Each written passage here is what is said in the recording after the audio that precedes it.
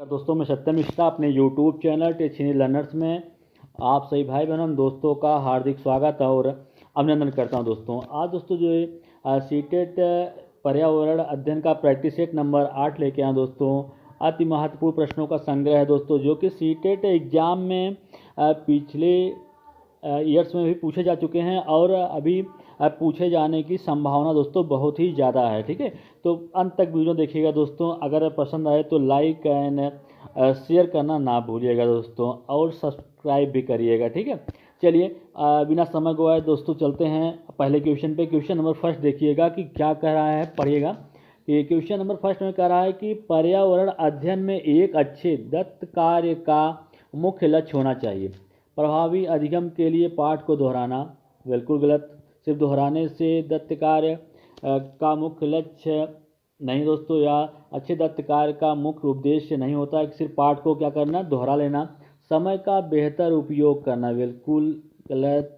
शिक्षार्थियों में अनुशासन बनाए रखना। अनुशासन दोस्तों ये तो एकदम निगेटिव वर्ड है। अनुशासन मतलब छात्र पे कोई दबाव नहीं देना है। ठीक है, बिना दबाव के उसको शिक्षा देना। जैसा बालक चाहेगा वैसे ही उसको उस दिशा में पढ़ाइए। ठीक है दोस्तों, प्यार समझाइए, अच्छे समझाइए। ठीक है दोस्तों, उस पर जोर ज़बरदस्ती नहीं करना। जहाँ पे आपको अनुशासन लगे या दंड देना लगे वो समझ लीजिए कि एकदम गलत आंसर है, वो आंसर सही हो ही नहीं सकता है। ठीक है, फोर्थ ऑप्शन क्या करा है कि अधिगम विस्तार के अवसर उपलब्ध कराना। ठीक है दोस्तों, यहाँ पे आपको बच्चे को अवसर देना हो, किसी चीज़ में आगे होने की बात हो दोस्तों, तो वो आपका एकदम राइट आंसर होगा। तो इसका राइट आंसर हो जाएगा ऑप्शन नंबर 4, क्योंकि इसमें क्या हो रहा है कि अधिगम के विस्तार मतलब वो कितना सीख सकता है, उसके सीखने के विस्तार के लिए उसे अवसर उपलब्ध करना। जहाँ बच्चे को अवसर दिया जाए दोस्तों, समझ लीजिएगा वो आपका राइट आंसर है। ठीक है, तो ये आपका ऑप्शन नंबर 4 जो है एकदम राइट आंसर है। चलिएगा क्वेश्चन नंबर नेक्स्ट पे चलते हैं। क्वेश्चन नंबर सेकंड क्या करें, पढ़िएगा। कह रहा है कि मौसम का महत्वपूर्ण तत्व जो भारत में कृषि को प्रभावित करता, वह कौन सा भारत का मौसम का महत्वपूर्ण तत्व है जो भारत में कृषि को सबसे ज़्यादा प्रभावित करता है या करता है? तापमान, आर्द्रता, वर्षा, वायु की गुणवत्ता। दोस्तों आपको बता दें कि सबसे ज़्यादा कृषि को प्रभावित करने वाला जो है वर्षा है, क्योंकि दोस्तों वर्षा से आप सुने होंगे कि पूरी की पूरी फसल ही नष्ट हो गई। तो आप कह सकते हैं कि बहुत ज़्यादा मात्रा में अगर पानी वर्षा हो गई तब भी नष्ट हो गई, अगर वर्षा नहीं होती है तो तब भी फसल नष्ट हो जाता है। तो कह सकते हैं कि मौसम का महत्वपूर्ण तत्व जो भारत में कृषि को प्रभावित करता है वो क्या है, वर्षा है। तो इसका राइट आंसर ऑप्शन नंबर 3 हो जाएगा। ठीक है, चलिए नेक्स्ट क्वेश्चन चलते हैं। क्वेश्चन नंबर थर्ड क्या करा है कि मिनी माता रोग। ठीक है दोस्तों, मिनी माता रोग ऐसी मछलियों को खाने से होता है जिसके शरीर में अधिक मात्रा में या जिसमें अधिक मात्रा में पाया जाता है कैडमियम, आर्सेनिक, पारा, ये सभी। तो मिनी माता रोग दोस्तों पारा की अधिकता, के कारण मिनी माता रोग होता है। तो इसका राइट आंसर होगा ऑप्शन नंबर 3, इसका राइट आंसर हो जाएगा कि पारा की अधिकता के कारण जिस मछलियों में पारा पाया जाता है उनसे क्या हो जाता है, मिनी माता रोग होता है। चलिए नेक्स्ट क्वेश्चन चलते हैं दोस्तों। वेरी मोस्ट इंपॉर्टेंट दोस्तों, बहुत ही अच्छा क्वेश्चन कि wild life institute of India कहाँ पे स्थित है? अहमदाबाद, कोयम्बटूर, नई दिल्ली, देहरादून। जी हाँ दोस्तों, इसका एकदम राइट आंसर है देहरादून। तो wild life institute of India कहाँ पे स्थित है? देहरादून में स्थित है। इसका राइट आंसर ऑप्शन नंबर 4 होगा। दोस्तों बहुत इंपॉर्टेंट क्वेश्चन है, सीटेट में दोस्तों किसी न किसी शिफ्ट में पक्का पूछा जाएगा। ठीक है, चलिए आगे चलते हैं। अगला क्वेश्चन नंबर 5 है। कह रहा है कि मानवीय गतिविधियाँ, मानव के द्वारा वो कौन सी गतिविधियाँ हैं, कौन से कार्य हैं जो पृथ्वी पर जलवायु परिवर्तन के लिए जिम्मेदार हैं?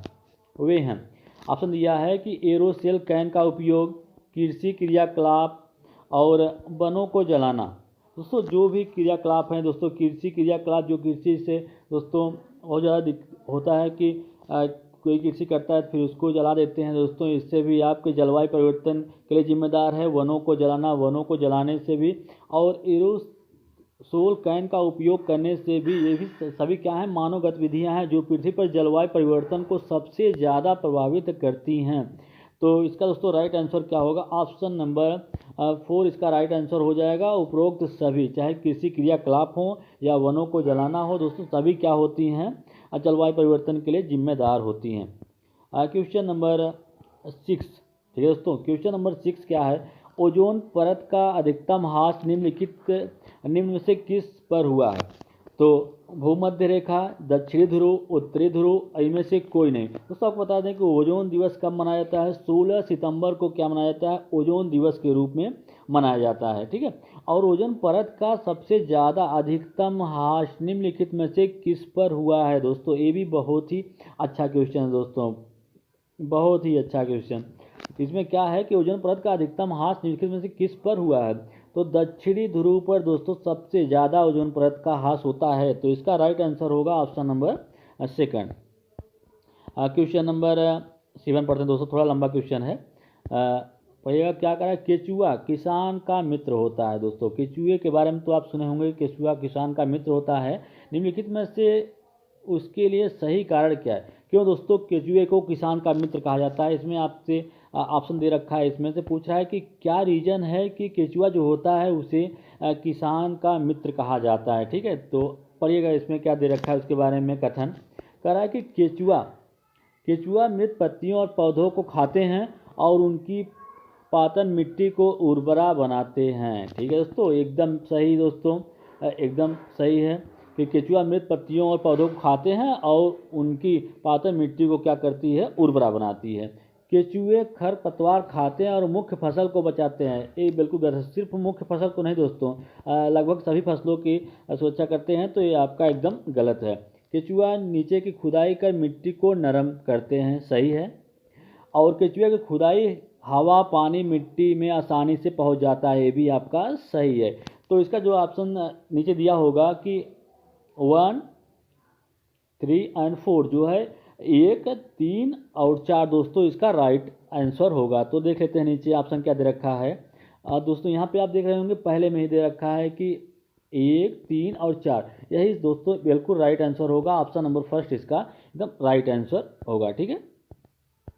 चलिए आगे चलते हैं। क्वेश्चन नंबर 8 क्या करे पढ़िएगा।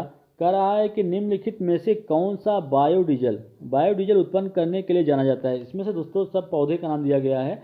किस पौधे से बायोडीजल प्राप्त होता है? जेट्रोफा, सर्पगंधा, कापर लीफ या कैडलनट ट्री? दोस्तों आपको बता दें कि इसमें से बायोडीजल उत्पन्न करने के लिए जाना जाता है जेट्रोफा को। तो इसका राइट आंसर क्या हो जाएगा? ऑप्शन नंबर 1 हो जाएगा, ठीक है। चलिए अगले क्वेश्चन चलते हैं।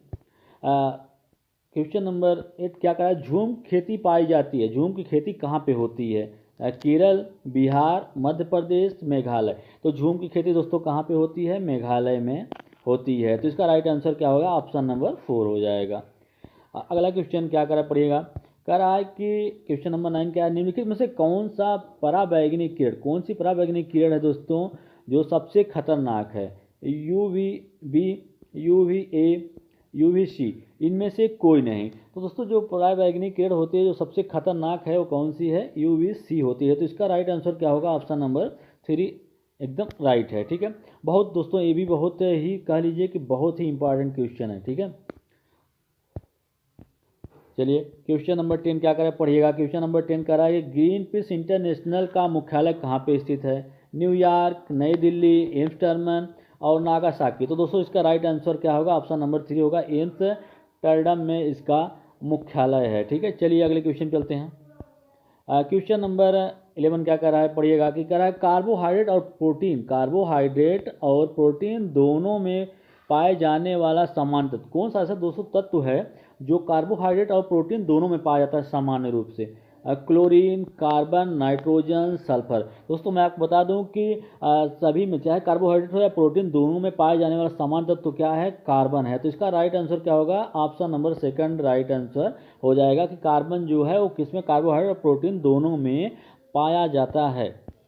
क्वेश्चन नंबर 12 दोस्तों क्या कर रहा है? 12 किसको बोलते हैं? हरित मफलर जो संबंधित है, हरित मफलर जो है किससे संबंधित है? मृदा प्रदूषण, ध्वनि प्रदूषण और वायु प्रदूषण, जल प्रदूषण। तो मैं आपको बता दूं कि हरित मफलर जो होता है किससे संबंधित होता है? ध्वनि प्रदूषण से संबंधित होता है। और दोस्तों ध्वनि को किसके द्वारा मापा जाता है? डेसिबल द्वारा ध्वनि को मापा जाता है, ठीक है। चलिए आगे चलते हैं। क्वेश्चन नंबर 13 दोस्तों क्या कर रहा है? GIS का विस्तृत रूप भौगोलिक सूचना प्रणाली, भौगोलिक सूचना स्रोत, भूगर्भीय सूचना प्रणाली उपरोक्त में से कोई नहीं। दोस्तों इसका आंसर आपको देना है, ठीक है। कमेंट करके दोस्तों ज़रूर बताइएगा कि इसका राइट आंसर क्या होगा, ठीक है। चलिए आगे चलते हैं। क्वेश्चन नंबर नेक्स्ट है, मृत सागर क्या है? ऐसा सागर जिसका पानी जहरीला होता है। बिल्कुल गलत। ऐसा सागर जो सभी सागरों और महासागरों से ज़्यादा नमकीन होता है। ऐसा सागर जिसमें ज्वार भाटे बहुत तीव्र गति से आते हैं। ऐसा सागर जिसमें जहाज चलाना खतरनाक होता है। दोस्तों इसका जो राइट आंसर होगा कि मृत सागर ऐसे सागर होते हैं जो सभी सागरों और महासागरों से ज़्यादा नमकीन होते हैं, ठीक है। क्या कहलाते हैं? मृत सागर कहलाते हैं। तो इसका राइट आंसर क्या होगा? ऑप्शन नंबर सेकंड इसका राइट आंसर हो जाएगा। अब क्वेश्चन नंबर नेक्स्ट क्या है दोस्तों, पढ़िएगा कि मीरा और दिव्या छोटी लड़कियां हैं। मीरा समोसे, कटलेट और डबल रोटी खाना पसंद करती है, जबकि दिव्या ऐसा भोजन पसंद करती है जिसमें लौह तत्व की कमी हो। दिव्या दोस्तों ऐसा भोजन पसंद करती है जिसमें लौह तत्व की कमी हो। तो मीरा दिव्या दोनों बीमारियों में से क्रमशः कौन सी बीमारी हो सकती है, ठीक है। तो इसका ऑप्शन देखिएगा, मोटापा, स्कर्वी या एनीमिया। दोस्तों आपको बता दें कि फिर पढ़िएगा, क्वेश्चन कह रहा है कि मीरा समोसे का कटलेट और खाना पसंद करती है, ठीक है, जबकि दिव्या जो है भोजन पसंद करती है इसमें लौह की तत्व की कमी है। मेरा दिव्या निम्नलिखित में कौन सा बीमारी है, ठीक है। तो बता दें आपको कि ये क्या किससे परेशान है दोस्तों? स्कर्वी से, और दूसरी परेशान है किससे?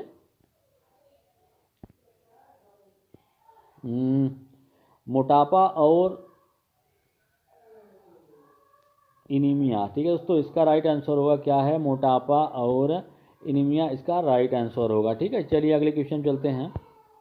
क्वेश्चन नंबर 16 क्या कर रहा है, पढ़िएगा कि निम्नलिखित में से कौन सा विटामिन कोशिकाओं की सुरक्षा में सहायक होता है? Vitamin B12, vitamin E, vitamin के और विटामिन ए। दोस्तों आपको बता दें कि इसमें से बता दें कि विटामिन ए जो होता है इसकी कमी से दोस्तों आँख संबंधित रोग होते हैं, और विटामिन के दोस्तों जो होता है ब्लड के थक्का जमने में यह सहायता करता है, और विटामिन ई जो है दोस्तों यही जो ऐसा विटामिन होता है जो कोशिकाओं की सुरक्षा करने के लिए जाना जाता है, विटामिन ई को। तो इसका राइट आंसर क्या हो जाएगा? ऑप्शन नंबर सेकंड इसका राइट आंसर होगा। चलिए अगले क्वेश्चन चलते हैं दोस्तों। क्वेश्चन नंबर 17 क्या कर रहा है, पढ़िएगा कि अध्ययन के शिक्षक के रूप में आप बच्चों को चिड़ियाघर ले जाने की योजना बनाते हैं। आप बच्चों को निम्नलिखित में से कौन सी गतिविधि करने से अनुमति नहीं देंगे? दोस्तों इसमें से कौन सा है? अगर आप शिक्षक हैं EVS के और आप बच्चों को चिड़ियाघर की योजना बनाते हैं उनको ले जाने के, ठीक है, तो इसमें से कौन सी ऑप्शन दे रखा है कि इसमें से कौन सी गतिविधि ऐसी है जिसे छात्रों को करने से रोकेंगे या उन्हें करने की अनुमति नहीं देंगे, ठीक है। तो ऑप्शन पढ़ते हैं। कह रहा है कि ऑप्शन दे रखा है कि चिड़ियाघर के जानवरों के लिए बहुत सारी खाने की सामग्री ले जाना, और चिड़ियाघर के विभिन्न जानवर कौन सा खाना खाते हैं यह पता लगाना, चिड़ियाघर में जिन जानवरों को देखेंगे उनकी फ़ोटो लेना, चिड़ियाघर में उन्होंने जो देखा उसका चित्र बनाने के लिए ड्राइंग की कॉपी को साथ ले जाना। दोस्तों इसमें से पूछ रहा है कि अध्ययन के शिक्षक के रूप में आप बच्चों को चिड़ियाघर ले जाने की योजना बनाते हैं, आप बच्चों को निम्नलिखित में कौन सी गतिविधि करने की अनुमति नहीं देंगे? दोस्तों सबसे पहला ही ऑप्शन इसका राइट आंसर होगा कि चिड़ियाघर के जानवरों के लिए बहुत सारी खाने की सामग्री ले जाना। दोस्तों ये गलत है, ठीक है। नहीं दोस्तों आपको बता दो, सॉरी, यही आपका एकदम राइट आंसर है कि उन्हें इस चीज़ से रोकेंगे, ठीक है, कि मतलब चिड़ियाघर के जानवरों के लिए बहुत सारी खाने की सामग्री ले जाने के लिए उन्हें रोकेंगे, ठीक है। तो इसका राइट आंसर क्या हो जाएगा? ऑप्शन नंबर फर्स्ट हो जाएगा। चलिए दोस्तों नेक्स्ट क्वेश्चन चलते हैं। क्वेश्चन क्या कर रहा है, पढ़िएगा कि नदी के जल प्रदूषण स्तर मापा जाता है ATP द्वारा, BOD द्वारा, STP द्वारा और GTP द्वारा। दोस्तों आपको बता दें कि नदी के जल प्रदूषण की माप जो की जाती है किसके द्वारा? BOD द्वारा। तो इसका राइट आंसर क्या होगा? ऑप्शन नंबर सेकंड इसका राइट आंसर हो जाएगा, ठीक है दोस्तों। आज के लिए दोस्तों इतना ही। आज मेरी क्लास दोस्तों यहीं पर समाप्त होती है। अगर आपको मेरा वीडियो अच्छा लगा दोस्तों तो लाइक और सब्सक्राइब करना ना भूलिएगा। थैंक यू दोस्तों।